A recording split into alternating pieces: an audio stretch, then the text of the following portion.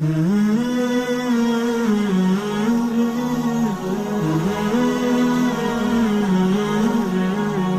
نے ایک بیان یہ بھی کیا تھا کہ خواتین مردوں کی طرح سمٹ کے نماز پڑھیں, ٹھیک ہے نا, خواتین مردوں کی طرح سمٹ کے نماز پڑھیں. اس پہ میں نے کہا تھا کہ بہت سے لوگ کہتے ہیں کہ دلیل سے ثابت کرو, حدیث سے. تو میں نے دلیل یہ دی تھی کہ اس پر پوری امت کا صدیوں سے اجماع ہے. صدیوں تک کوئی ایک فقیہ بھی ہمیں ایسا نہیں ملتا جس نے یہ کہا ہو, ٹھیک ہے نا. لوگ کہہ رہے نہیں حدیث تو نہ ہوئی, حدیث تو بھائی یہ اجماع حدیث سے بڑھ کر ہے, یہ حدیث سے بڑھ کر ہے. بعض لوگوں نے پھر میں نے یہ بھی سوال کیا کہ اگر ہر مسئلے پر آپ کو حدیث ہی چاہیے تو پھر آپ ہمارے سامنے حدیث پیش کریں کہ خواتین صفا اور مروہ کے درمیان چلنے پر کوئی حدیث پیش کریں. حدیث میں تو دوڑنا آتا ہے, جیسے نبی نے یہ فرمایا صلو کما رأیتمونی اصلی, جیسے میں نماز پڑھتا ہوں ایسے پڑھو. تو ایسے ہی حدیث میں یہ بھی تو آتا ہے کہ مناسک حج مجھ سے سیکھو, یعنی جیسے میں کر رہا ہوں ایسے کرو. تو نبی نے تو رمل کیا ہے 3 چکروں میں, سینہ اکڑا کے آپ نے 3 چکروں میں طواف کیا ہے.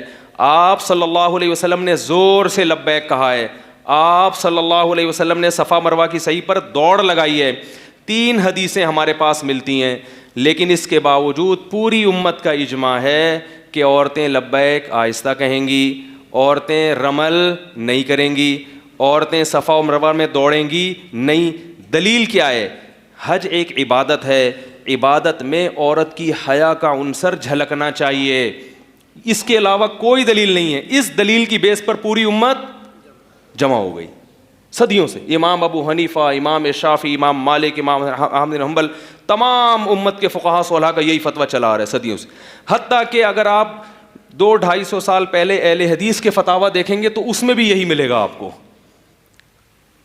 کتنی بڑی دلیل ہے. اب اگر مجھ سے آپ حدیث مانگتے ہو کہ عورتیں الگ طرح سے نماز پڑھیں گی, اس کی دلیل حدیث سے, تو میں بھی تو آپ سے مانگ سکتا ہوں کہ عورتیں صفا مروہ میں دوڑیں گی نہیں, اس کی دلیل حدیث سے.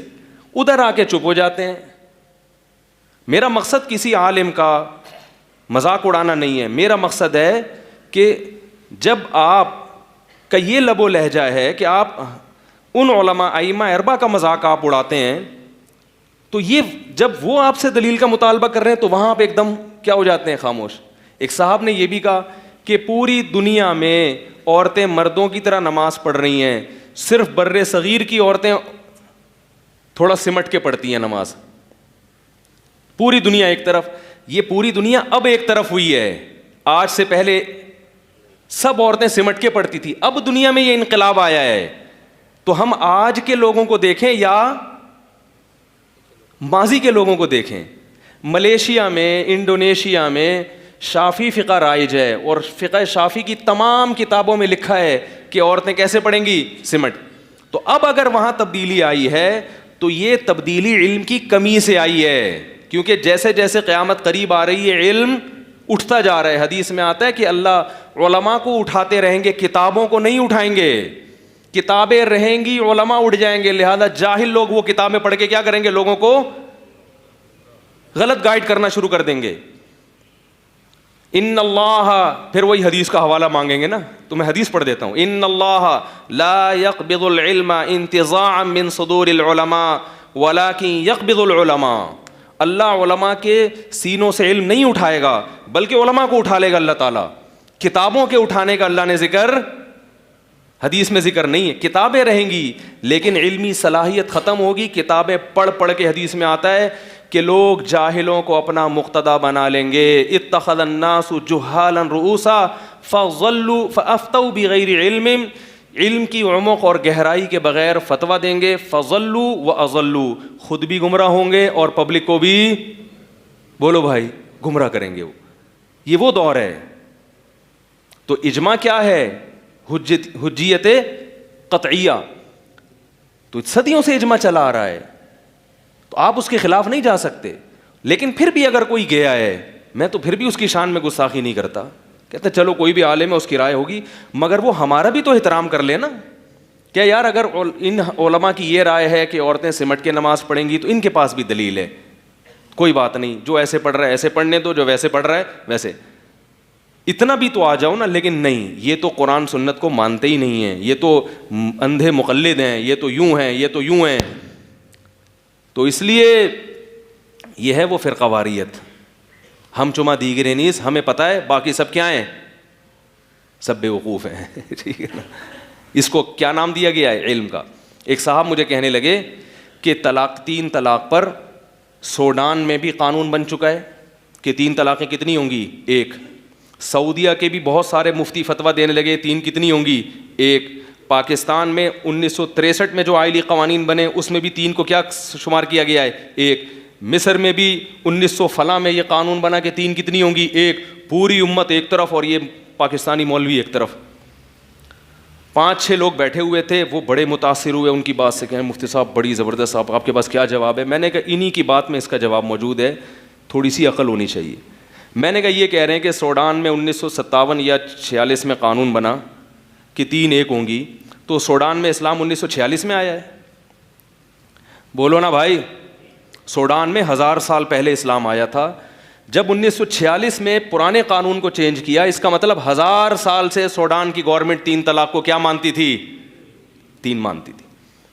1963 میں پاکستان میں قانون بنا, آئلی جو ایوب خان نے بنایا کہ 3 کتنی ہوں گی, 1. وہ بلکہ 1 بھی نہیں, وہ عجیب سا بنا. تو میں نے کیسے پتا چلا, 1963 تک بر صغیر میں جو اسلام جب سے آیا ہے نا محمد بن قاسم کے دور سے, اس وقت سے لے کر اب تک تمام عدالتوں میں برما, بنگلہ دیش اور انڈیا اور پاکستان سب میں 3 کو کتنا سمجھا جاتا تھا, 3. یہ 1000 سال سے امت کیا پکوڑے بیچ رہی تھی, یہ تیل بیچ رہی تھی, یا گھاس کھا رہی تھی. آج کی چینجنگ پر تو فخر ہے بھائی. حتیٰ کہ بر صغیر میں انگریز نے 100 سال حکومت کی, وہ بھی 3 طلاق کے قانون کو چینج نہیں کر سکا. اتنا اجماع تھا اس مسئلے پر. میں نے کہا عرب علماء کو اگر آپ دیکھو تو بن باز سے پہلے, جو مفتی اعظم تھے بن باز, ان سے پہلے ان کے استاذ تھے شیخ آل ابراہیم کر کے نام تھا ان کا, نیٹ پہ آپ سرچ کریں آ جائے گا. ان کے وقت میں پورا سعودیہ متفق تھا کہ 3 طلاقیں کتنی ہوتی ہیں, 3. بن باز نے آ کے یہ فتویٰ چینج کیا ہے. ہم بن باز کو عقیدت احترام سے دیکھتے ہیں, عالم تھے, غلطی ہو گئی, لیکن اس غلطی کے آپ تو اندھی تقلید نہ کرو نا اس غلطی کی. اگر آپ دلیل دے رہے ہو سعودیہ کے علماء کی, تو سعودیہ آج کا یا آج سے 100 سال پہلے, بلکہ 100 سال نہیں, جب سے اسلام آیا ہے سعودی عرب میں. اور حیرت کی بات ہے کہ ہمارے سامنے خلیفہ راشد حضرت عمر بن الخطاب کا فیصلہ موجود ہے. اس حکومت کا حوالہ نہیں دیں گے, کبھی انڈیا کی گورنمنٹ کا حوالہ, کبھی سوڈان کی موجودہ گورنمنٹ, کبھی مصر کی. مصر میں اسلام 1000 سال پہلے آیا ہے, اس وقت سے 3 طلاق کو 3 ہی سمجھا جاتا تھا. اب آ کے چینج کیا, اس چینجنگ کو مان رہے ہیں, اور جو اسلام صدیوں پہلے مصر میں تھا وہ کیا تھا, غلط. تو وہ جو بیٹھے ہوئے تھے نا بندے کہہ رہے ہیں 14 طبق روشن, بولو بھائی, ہو گئے ہیں. سعودیہ کی عدالت میں اب بھی قانون یہی, عدالتی قانون کے 3 ہی ہوں گی. اگرچہ سعودی مفتی جو وہ فتویٰ دے رہے ہیں کہ 3 ایک ہوتی ہے, لیکن وہ سارے مفتی نہیں. سعودی عرب میں اب بھی اکثر مفتی فتویٰ یہی دیتے ہیں کہ 3 ہوتی ہے, مگر وہ چونکہ سرکاری سطح پہ اونچے عہدوں پہ نہیں ہے, لہذا عوام تک ان کی بات پہنچتی نہیں ہے. اب بھی سعودی عرب کی عدالت سے جو فتویٰ ہے وہ کیا ہے, 3 کتنی ہوں گی, 3. کیوں عدالتی فتویٰ ایسا کیوں ہے, یہ بھی سن لیں آپ. سعودی عرب میں 1980 یا اس کے قریب میں حکومت کی سطح پہ ایک علماء کا اجلاس بلایا گیا تھا, علماء کا اجلاس. اس میں یہ تھا کہ حکومت نے یہ کہا تھا کہ بھائی اس میں بہت اختلاف ہو رہا ہے, 3 ایک ہوتی ہیں, ایک 3 ہوتی ہیں.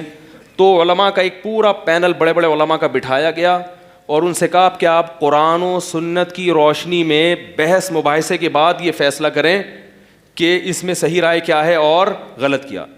تو ان علماء میں 20-25 علماء شامل تھے. صرف بن باز اور العثیمین جو ان کے شاگرد ہیں انہوں نے اتفاق نہیں کیا. باقی تمام علماء نے بحث مباحثہ کر کے یہ بتایا کہ اسلام میں اس کی کوئی گنجائش نہیں ہے کہ 3 کو کیا سمجھا جائے, 1. اور پھر حکومتی سطح پہ وہ لا باقاعدہ عدالت کا, بولو بھائی, حصہ بن گیا. تو اس لیے میں آپ سے یہ کہہ رہا ہوں کہ علماء کی اتباع کرو, علماء کو فالو کرو. اور وہ علماء جو آپ کو اجماع امت سے ہٹاتے, بولتے کیوں نہیں ہو, نہیں ہو, کیونکہ اس سے ہٹ گئے نا تو پھر راستہ پھر بے لگام اونٹ, پھر پتہ نہیں کہاں جا کے گھسو گے, تمہارا مستقبل کیا ہوگا, یہ اللہ ہی بچائے. تو علم رجال سے آتا ہے, اور رجال ہی سے آگے, رجال سمجھ جو لوگ ہیں انہی سے آگے ٹرانسفر ہوتا ہے. تو ان لوگوں کا قابل اعتماد ہونا ضروری ہے. الہی تیری خاطر ہو, الہی تیری خاطر